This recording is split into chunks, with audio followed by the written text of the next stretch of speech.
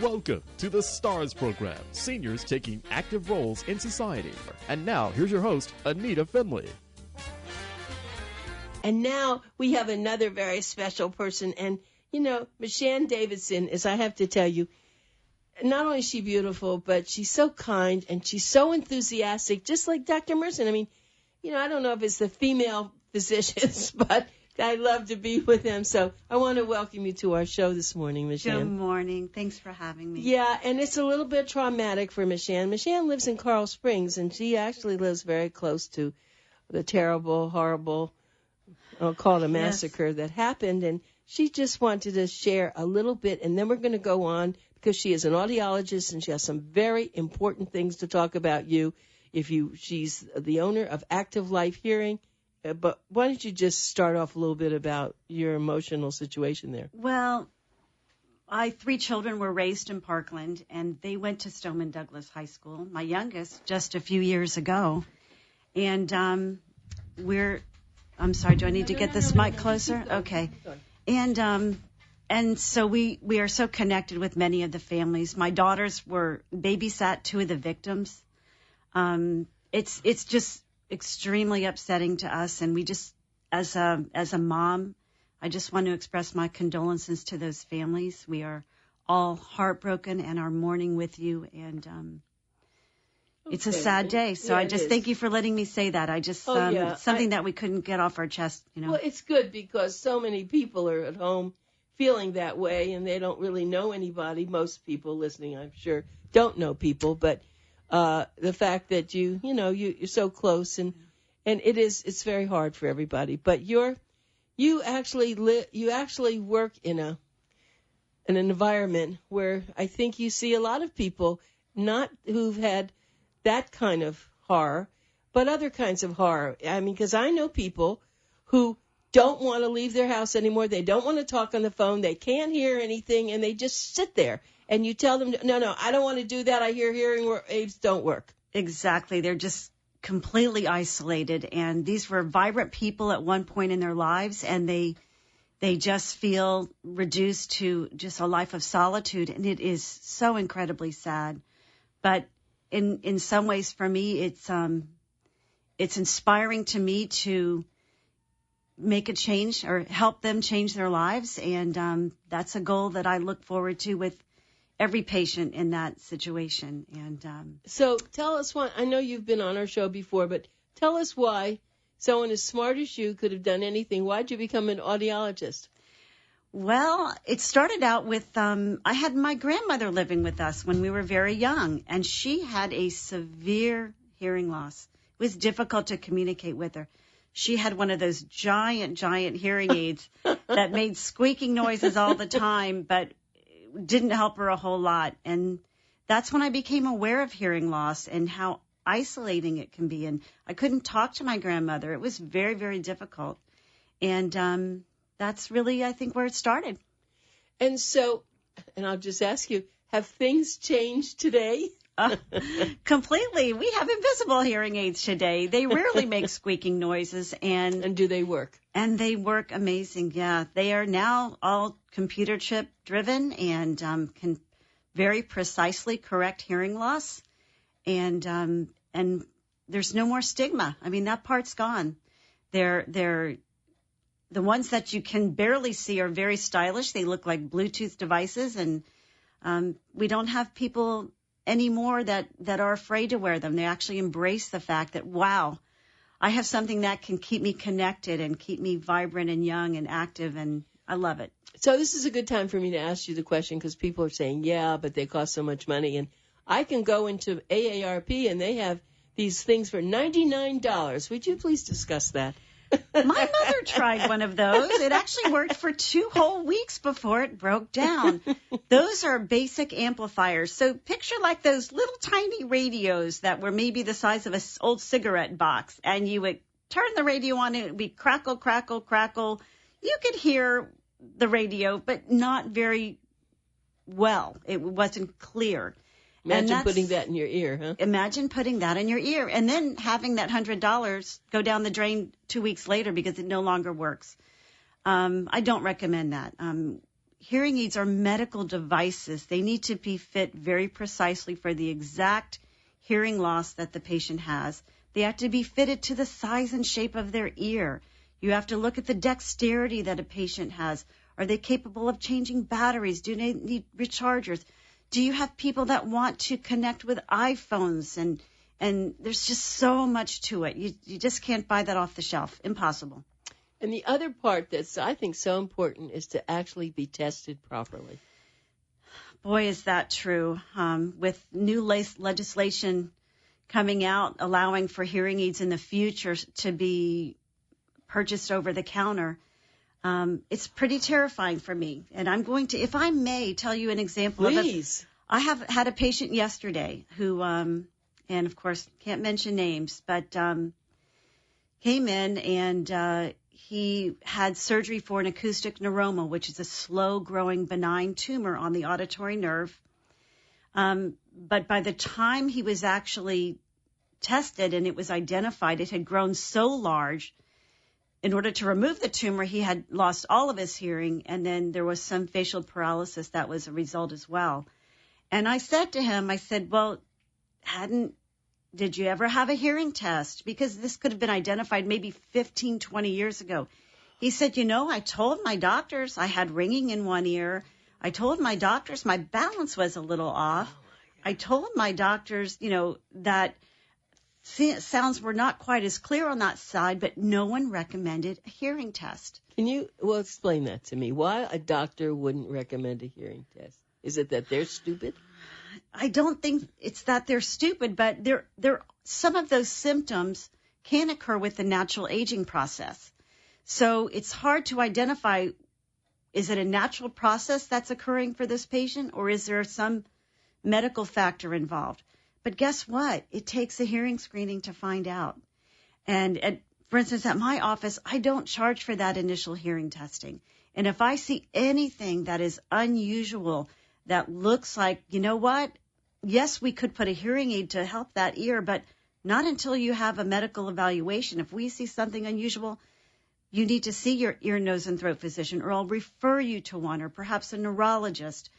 Maybe an MRI is called for. So if they're properly tested, these things can be identified very early, and perhaps just a gamma knife procedure can be used and preserve all the hearing and not have any side effects, from treating that condition. So it's just... So what are we going to do with him? Is it too late? He has to wear a cross hearing aid. So what cross means is on the dead side, he would wear a transmitter. So any sound from the left side would be streamed to the better side, so he can have conversations in multiple directions just as he used to be able. Really? Yeah. So you're going to do that for him? I'm going to do that for him. He's coming in next week for it. He was my second case in 1 week. It's more common than you think. Oh, my heavens. Now, isn't that amazing? Yeah, they don't know if it's cell phone use. I mean, there are all kinds of ideas as to why there's a rise in these acoustic neuromas. We don't know, but it's because there is a potential risk from use of cell phones. I mean, these people need to be screened. So I'm advising people now, if you have any unusual symptoms, ringing in the ears, hearing doesn't sound quite as clear on one side, sudden balance issues, a free screening is 15 minutes of your time. We can identify if there's a potential problem. Well, let me just say that I think people were probably asking, well, how do I find this wonderful doctor now? And I'm going to help them. If you can go to 3 different places. She has a beautiful office in Boynton Beach. She has a lovely office in Coral Springs. And she also is in Boca Raton. And I'm just going to give you one phone number, and then it's the 221-0450. And if you call there, you can tell them which office you want to go to. Her name, again, is MICHANNE, MICHANNE. Last name is Davidson, DAVIDSON. And she is the audiologist, and it is her organization. And if you want to go on their website, which is a gorgeous website, it's activelifehearing.us, activelifehearing.us. So let's get back to So how are they reacting when you say, well, let's first do a test? Do they mind that? Are they afraid of it? It's interesting. I've been doing some health fairs recently. In fact, I have a few coming up I'll announce later. And you'll have different types of people. You'll have some that see the word hearing on your sign and they turn their back and pretend like they don't see you. No and then kidding. you'll have some where the wife is dragging the husband by the shirt collar. Come and talk to them.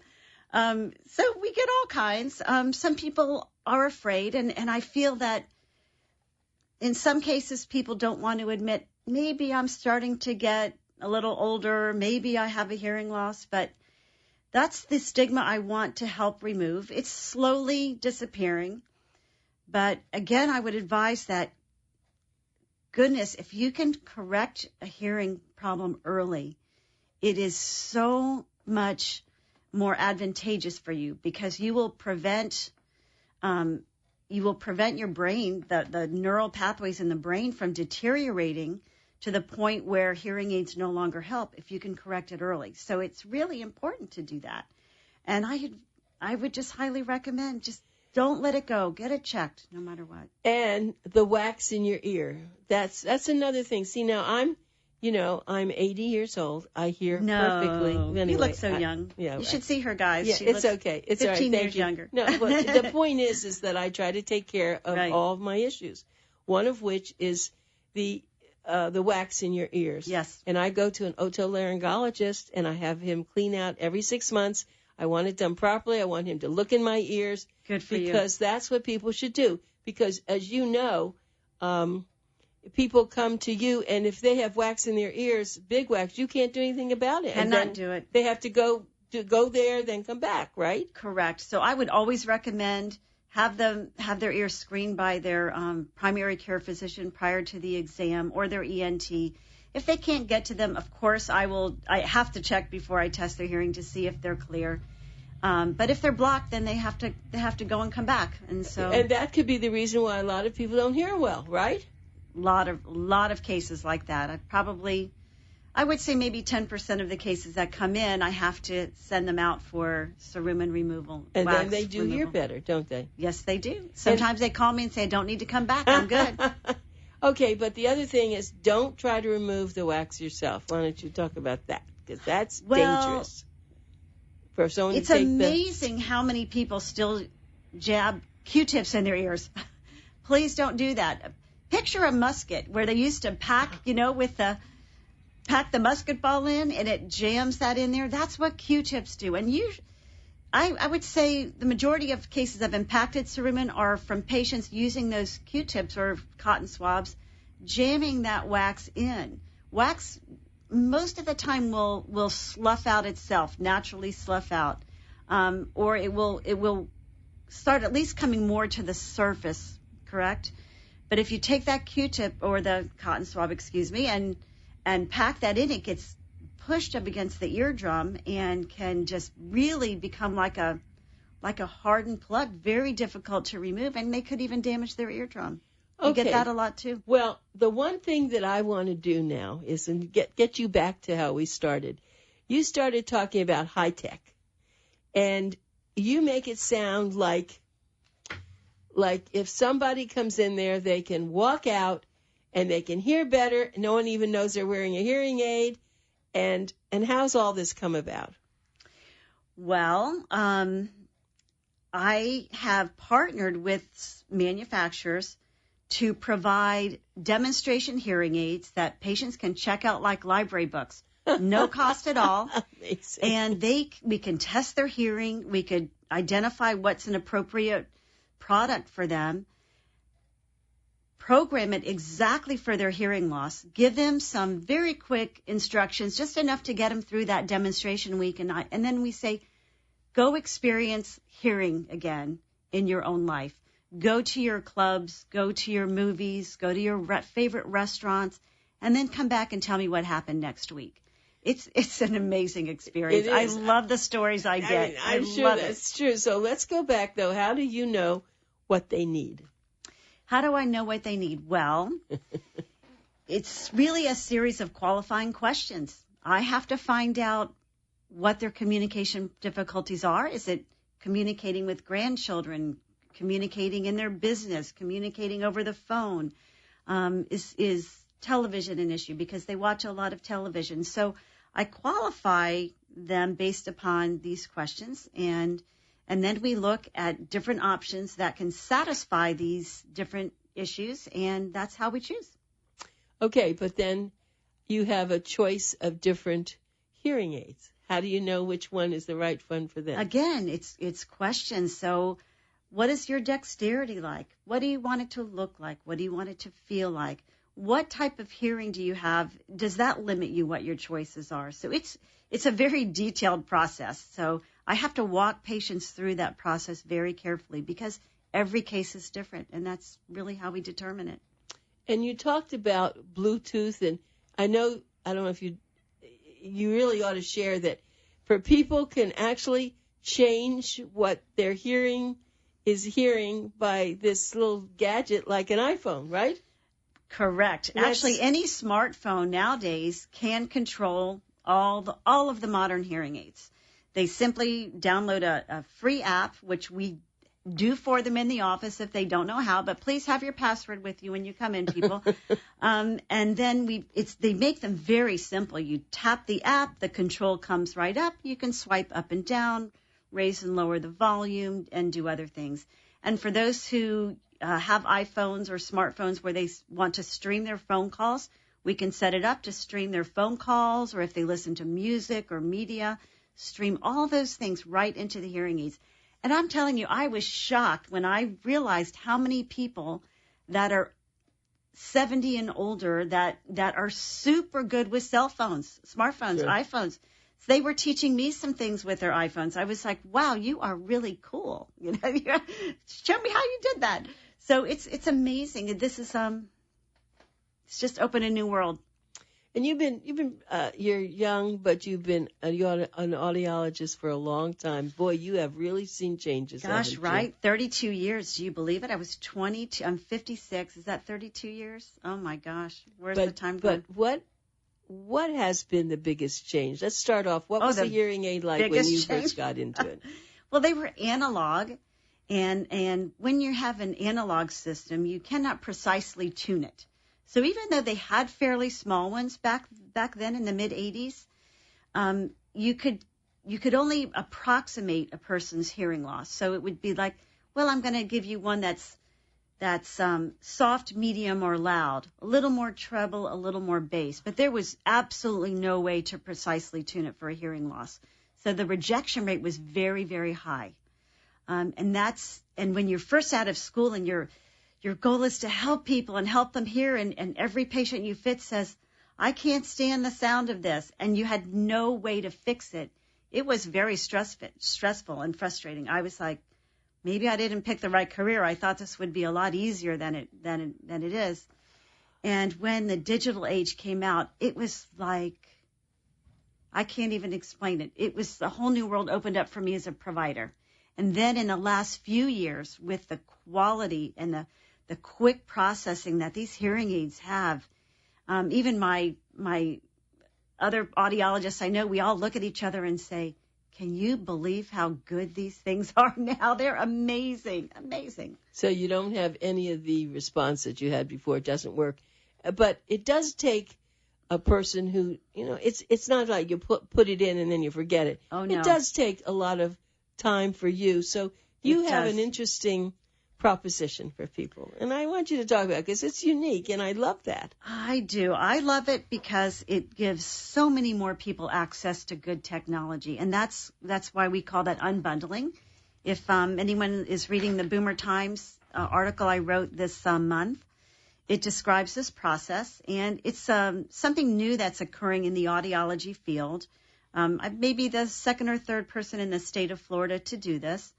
And it involves, instead of when we sell hearing aids saying, oh, you never have to pay for checkups and visits for the 3-year warranty or so, we say, and then charge a very large amount for the hearing aids, we say, you know what? Not everyone needs unlimited visits. In fact, the hearing aids are so well made. Once we tweak them and we train the person how to very carefully maintain them, which usually takes a couple months, 2-3 months. After that, we don't really see them coming back except maybe once a year. So why don't we try to lower the cost a little bit so more people can have access to better technology and just say, you know what, let's include 3 months of visits for a lower cost, and then just pay per visit after that for a very small visit fee. And we're finding that this is exploding. And I'm so happy because that was my point. I wanted to pass the savings on to the patient because you know how I can't explain to you. I don't know if you would get this, but when you see a patient that comes in and they can't hear and they can't afford the technology that they really need, and I have to say, well, I have this, it'll be okay, but it's the only thing in your budget. It's heartbreaking. I'm like, I want to win the lotto and just give everyone the best technology. So this was the way I could do it. And I can't tell you how great it makes my heart feel every day to be able to give people the technology that they need at a cost that they can afford. Yeah, it's really a sizable amount, too, of a difference of what you've... Generally a couple $1,000 a that's set, unheard of. less. I can't, because... Yeah. And so when, years ago, they built all this into the price, they said, okay, you're going to get this much money, but in the long run, over the next 3 years, you'll be making it up. Because I know that when my husband did have his hearing aids, he spent a lot of time going back and forth. Right, because the technology was so early in the technology field, they just weren't well made. But it's very different. They're water resistant, sweat resistant. You can drop them in water and they're usually perfectly fine. You wipe them off and they're great. You can recharge them so you're not breaking the battery door by constantly opening the batteries.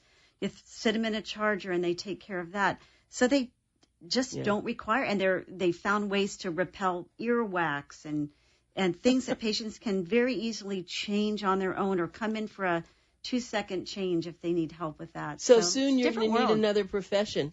People are just going to say, okay, somehow there'll be a robot there, right? Yeah, and the robot hands it to them and then you're gone. So you'll be the robot. Yeah, it's interesting. I'm participating in a study right now from one of the manufacturers where we can actually program remotely through FaceTime, through their cell phone, and I'm at my office and they're in their home.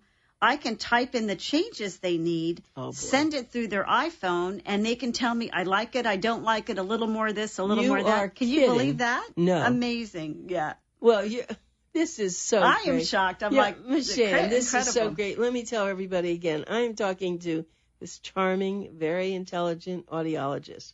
And Dr. MICHANNE, Dr. Davidson, MICHANNE Davidson, you can reach her by calling 561-221-0450. Remember, this is Pencil Talk Radio.